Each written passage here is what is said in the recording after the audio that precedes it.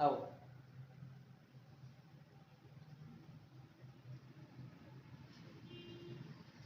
શું તકલીફ છે કાકા?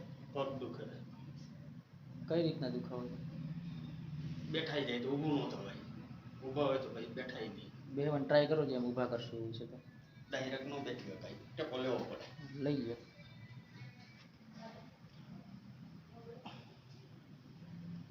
નીચે બેહવાની કોશિશ કરો જે.